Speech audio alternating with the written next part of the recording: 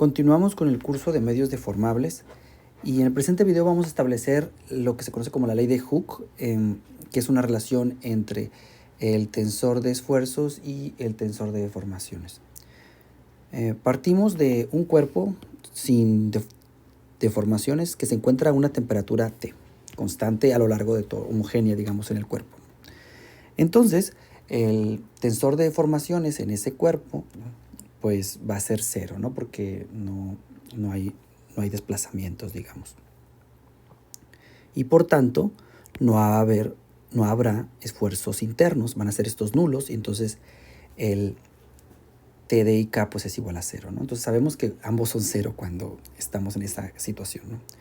Ahora, tenemos la relación termodinámica que descubríamos en el video anterior, que nos relaciona el tensor de esfuerzos con la energía libre o la energía de Helmholtz de esta forma, ¿no?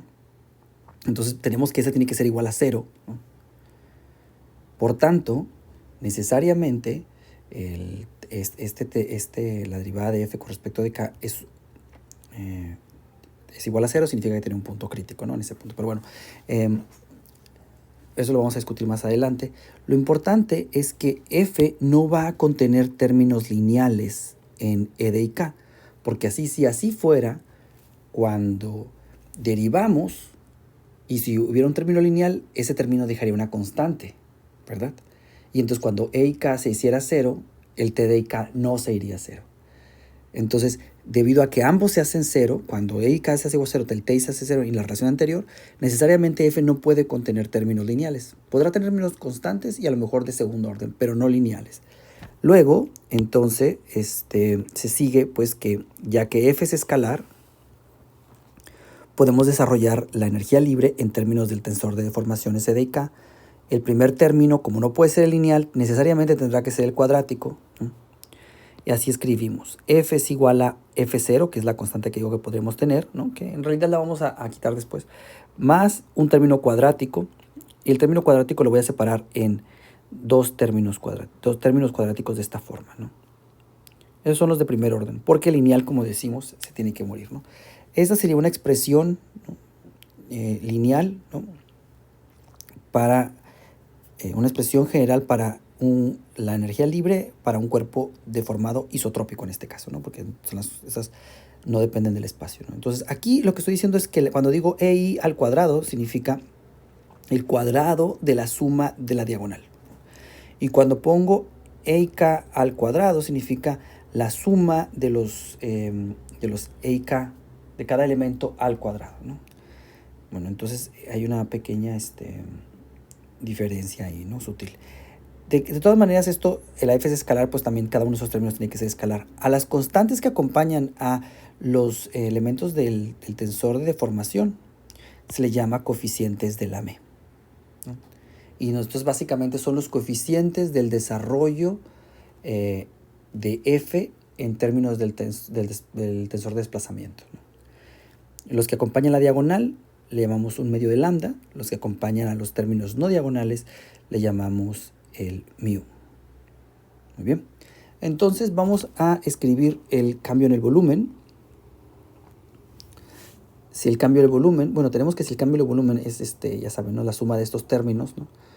Entonces, si el cambio en el volumen es cero, la deformación solamente puede ser deformación de corte, o sea, no puede tener cambio de volumen. Y viceversa, ¿no? Si solamente las I son diferentes de cero, esto es que las E de IK es una constante más una delta de IK, ¿no? Una constante por la delta de IK, pues es decir, que el tensor es diagonal, pues, ¿no? Entonces decimos que es una compresión hidrostática, ¿no? Eso tendríamos en ese caso, ¿no? Entonces, fíjense, de esta forma podemos tener dos condiciones, ¿no? Cuando solamente es de corte o cuando solamente es hidrostática. Para una deformación arbitraria tendríamos una combinación de las dos situaciones, ¿no? Una y otra. Entonces podemos separar el tensor de deformaciones en la contribución de deformación de corte y la contribución de compresión hidrostática. Es decir, ponemos E de IK más la parte de corte, que es sin diagonal, más la parte que solamente trae la diagonal, ¿no? Esto se puede hacer para cualesquiera tensor. Les voy a mostrar aquí porque se ve así como muy directo, pero lo vamos a estar utilizando a lo largo de este video. Y fíjense, tuvieras un tensor por una matriz, por ejemplo, A, B, C, D, E, F, G, H, I, y yo le puedo restar en la diagonal el 1/3 de la delta de IK, o sea, en la diagonal le resto esto, la suma de todas las diagonales, y luego, para que quede igual, pues se la sumo, ¿no? Quedaría así.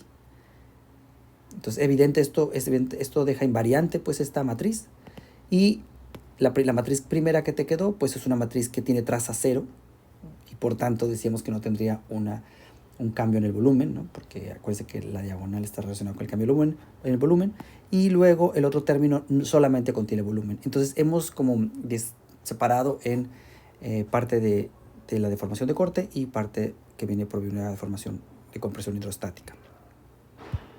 Entonces, continuamos. Si decíamos que la función f, déjenme, así, ¿no? Bueno, teníamos que la f, esta que está aquí, se podría escribir como, esa era la ecuación 1, de esta forma, y el tensor de deformaciones se podría partir en parte que es sin traza y lo que solamente tiene la traza, digamos, ¿no? Bueno, entonces vamos a reescribir con ayuda de 2 la ecuación 1. Voy a pasar el F0 a la izquierda y luego después le puedo poner como un F tilde porque es como mover el cero de energía, ¿no? Porque es una energía esta. Entonces nos quedaría 1/2 de lambda por el EI al cuadrado. Ahí hay una suma sobre el I, ¿no? Implícita porque tienes EI por EI. Entonces, lo voy a escribir de esta forma, ¿no? Que sería de esta manera, ¿no? Aquí, ¿qué es lo que hice? En el EI sustituí el de la ecuación 2 y lo puse aquí, ¿no? Entonces quedaría de esta forma. Y en el otro término sería el más mu sobre este coeficiente. Fíjense que aquí les había explicado, ¿no? Que cuando decimos eso es el cuadrado de la suma de la diagonal, el primer término que multiplicaba la lambda, y el otro es el cuadrado de cada uno de los elementos del tensor, ¿no? Entonces por eso lo escribí de esta forma, ¿no? Entonces, aquí se ve que cuando yo pongo la suma de la diagonal, pues como tenía el término con la delta de IK, se convierte en un 3 con el 1/3 de acá arriba. Déjenme ponerlo aquí. Se hace 1, ¿verdad? Aquí. ¿No? Cuando sustituyo en el primer término el IK dado como por 2, ¿no? Pues multiplica lambda. Este término de aquí, pues se vuelve 3 veces él, con 1/3 se le hace -1. Entonces estos dos se van a eliminar, ¿no? Y nos va a sobrevivir este término aquí. Muy bien, entonces voy a hacer eso. Entonces nos quedaría, voy a poner primero los de mu. ¿Cómo quedaría? F es igual a mu por el primer término al cuadrado, y luego sería el doble producto del primero por el segundo, más el cuadrado del segundo, que sería y luego el último término que les decía que nada más sobrevive el tercero, ¿no? Que es 1/2 de lambda por EDL cuadrado. Aquí otra vez el EDL se implica una suma, ¿verdad? Bueno, entonces, podemos factorizar.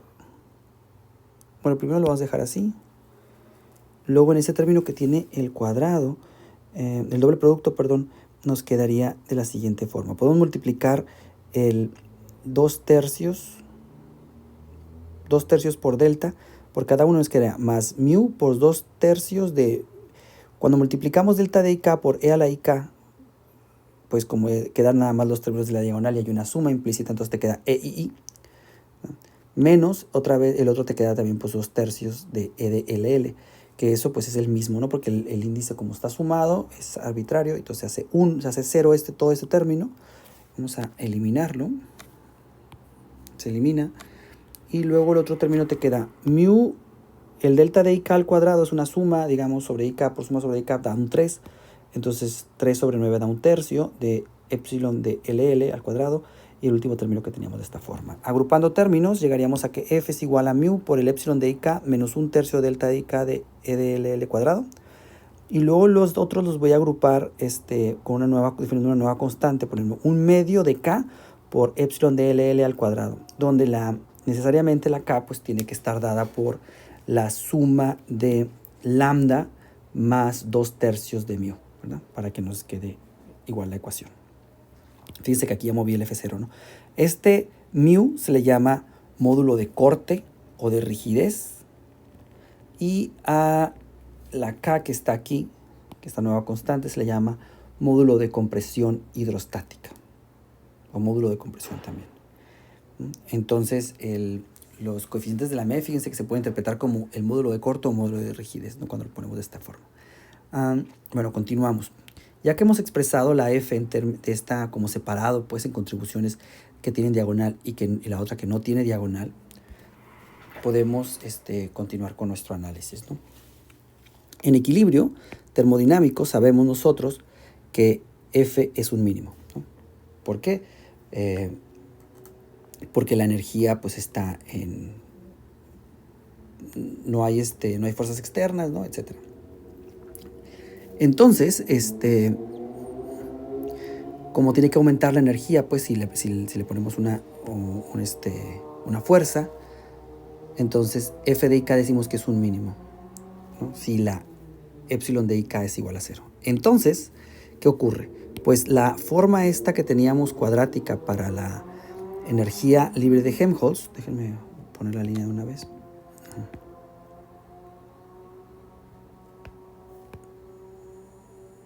Aquí está.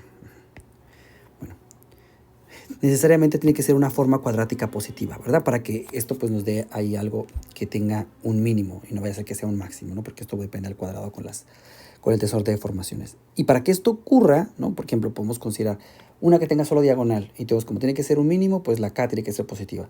Y luego uno que no tenga nada más puro de corte, pues entonces como la K es igual a 0, la mu tiene que ser positiva. Entonces K y mu, ambas, necesariamente son positivas. Usando esta relación termodinámica, ¿no? General que teníamos, ¿no? Que el tensor de esfuerzo se puede escribir como la derivada de la energía libre con respecto del tensor de deformaciones a temperatura constante. Podemos derivar la 3, ¿no? Entonces nos quedaría así. Derivada de F es igual a el último término por el primero, K por epsilon de LL por diferencial de LL, ¿no? Es el segundo término de 3. Y luego más 2 veces mu, porque es el cuadrado, por el paréntesis, por el diferencial del paréntesis, y esta es la ecuación 6. Vamos a simplificar. En el segundo paréntesis, que está aquí, fíjense, que está aquí, ¿no? Nos daría términos de esta forma, ¿no? 2 mu por menos 1/3 de este paréntesis multiplicado todo por epsilon de IKK por E de LL. Nos quedaría esta cosa, ¿no? Evidentemente este término se anula, ¿verdad? Porque el delta de IK por E a la IK pues nos da básicamente L de LL 3 veces o viceversa, ¿no? Entonces estos términos evidentemente se anulan porque son iguales, ¿no? Dentro del paréntesis. Entonces lo vamos a eliminar ese término en el diferencial y nos queda que df es igual a k por epsilon de LL por d de LL más 2 mu de epsilon de IK menos 1/3 de LL por delta de IK por el diferencial de EIK. Aquí puedo escribir el diferencial de LL como delta de IK por el diferencial de IK, ¿no? Para poder factorizar el derivada de IK y llegaría a esta expresión. Entonces, si yo saco df en DIK y utilizo la ecuación esta que está aquí, pues llegaría a que necesariamente el tensor de esfuerzos es igual a el paréntesis cuadrado, ¿no? Esa sería mi ecuación 8. Esta me relaciona el tensor de esfuerzos para un cuerpo deformado isotrópico y vamos a poder invertir esta ecuación. Fíjense, pues me relaciona el tensor de esfuerzos con el tensor de deformaciones, ¿verdad? Ahora vamos a invertir esta ecuación 8 para encontrar el tensor de deformaciones en términos del tensor de esfuerzos. Denme un segundo. Y entonces continuamos con nuestro análisis. Desde aquí ya podríamos haber dicho que la relación, fíjense aquí, hemos encontrado una relación entre distancias y fuerzas, ¿no? ¿Se acuerdan como la ley de Hooke, cómo es F igual a KX? Pues esta sería la versión tridimensional, ¿no? Pero vamos a continuar para ponerla al revés y realmente que la relación sea de ida y de regreso. Bueno, entonces tenemos esta ecuación 8, ¿no? Que es la ecuación que decíamos, la relación lineal entre el tensor de deformaciones y el tensor de esfuerzos, ¿no? Entonces, Eso decíamos que es el tensor de esfuerzos para un cuerpo isotrópico. Denme un segundo. Podemos invertir esta ecuación, es lo que les prometía. Entonces, lo que hacemos es, notamos que si el segundo término de esta ecuación 8 no tiene traza, entonces sacamos la traza de ambos lados, llegaríamos a que la traza del TI es igual a 3 veces K por la traza del epsilon, ¿no? Porque el segundo término, pues por construcciones, no tiene traza, ¿no? Entonces podemos de aquí invertir y llegar a que el E de II es igual a T de II sobre 3K, ¿no? Que es la ecuación 9. Si esta la sustituimos de nuevo en la ecuación 8, llegaríamos a T de IK, y luego donde tenemos el epsilon de LL, pues le ponemos T sobre 3K, y llegamos a esto más 2 veces mu, y también el segundo término de la ecuación 8 del paréntesis, ¿no? Llegaremos a esto. ¿Qué estoy haciendo? Sustituyendo la E de LL por T de LL sobre 3K. Ahora, de esta ecuación ya vemos que nomás nos queda el E de IK o el epsilon de IK, que lo puedo despejar simplemente, y llegaría a que 1 sobre 9K por T de LL por delta de IK es igual más 1 sobre 2 mu por este paréntesis, ¿no? T de IK menos delta de IK sobre 3 por T de LL. Esto da el tensor de deformaciones en términos del tensor de esfuerzos. Bueno, tanto la ecuación 8 como la ecuación 10 relacionan linealmente estos tensores, o sea, relacionan el tensor de deformaciones con el tensor de esfuerzos y viceversa, ¿no? Entonces, deformación proporcional a la fuerza aplicada. Entonces decimos que la ecuación 8 o la ecuación 10 son versiones generalizadas de la ley de Hooke. Ahora, esas ecuaciones van a ser válidas para deformaciones pequeñas, ¿no? Solamente hay casos especiales, como por ejemplo las ligas, ¿no? Que lo cumplen para deformaciones más no tan pequeñas, ¿no? Pero en general casi todos los cuerpos responden así linealmente cuando las deformaciones son pequeñas, ¿no? Ahora, de ecuación 9, el cambio en el volumen, porque sabemos que la suma de la traza o de la traza del epsilon o la suma de las diagonales es proporcional al cambio del volumen. Vemos que el cambio del volumen queda dependiente de la traza del tensor de esfuerzos o los elementos diagonales, ¿no? De esta forma, por ejemplo, una compresión hidrostática, ¿no? Que tenemos que el T de IK es igual a menos la presión por el delta de IK, llegamos a que la deformación de IK es igual a P sobre K. Entonces tenemos una expresión en términos de una variable física para la deformación. Los elementos de la deformación, que en este caso son diagonales, y solamente es la presión sobre el coeficiente K.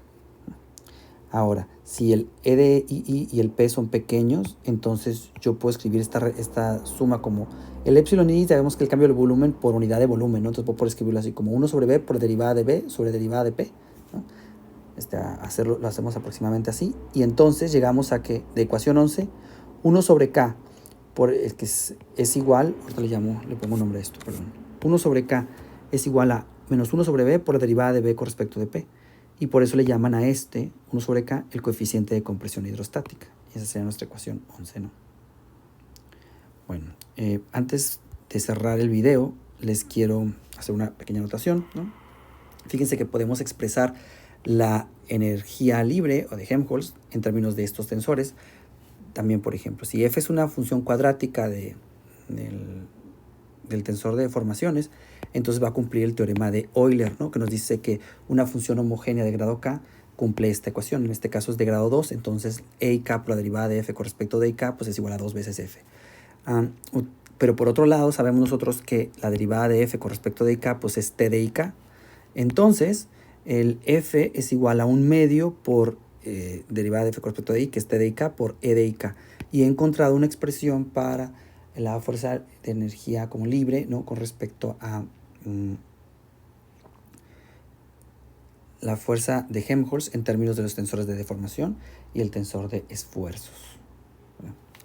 Bueno, entonces, fíjense que aquí tenemos como T sería como la fuerza, ¿no? Porque es como los esfuerzos internos, y luego la epsilon es la distancia, entonces sí, es igual a 1 medio de la fuerza por distancia, ¿no? La fuerza de esta energía libre. Bueno, entonces así podríamos escribir, ¿no? La energía libre digamos, a ver si dije bien esto de la ecuación 2, o sea, digamos, la F, que le estaba poniendo fuerza, la F sería la energía, ¿verdad? La energía es igual a la fuerza por la distancia, ¿no? Que se parece por la unidad. Tiene sentido, pues, por el teorema del trabajo, ¿no? Bueno, ahora, así podríamos escribir F de T y K. Fíjense, tenemos que, a lo mismo, ¿no? Que T de K también es una función cuadrática. La F es una función cuadrática de T de K, entonces cumple el teorema de Euler también. Entonces, de ecuación 12, comparando, puedo ver que T de K por derivada de F con respecto a T de K, que es el epsilon de K, es igual a 2F, que sería T de K por K. Y entonces, E de K es igual a derivada con respecto de T de K, ¿no? Igualando, ¿no? Comparando con la ecuación 12.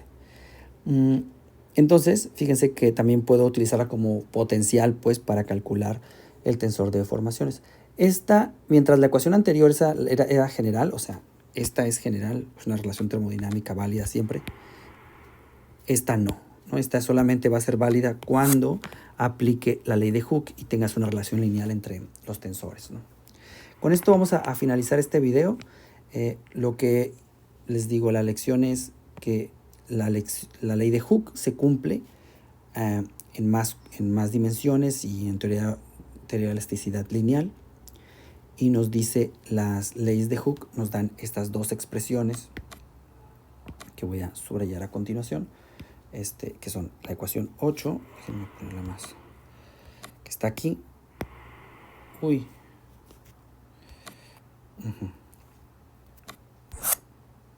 ¿Verdad? Bueno, déjenme, porque creo que se me va a atrapar esto. Bueno, sería esta ecuación 8 que está aquí, ¿no? Que es la que poníamos, y esta ecuación 10 que está acá. Son las relaciones lineales entre estos tensores, que son las que son la ley de Hooke.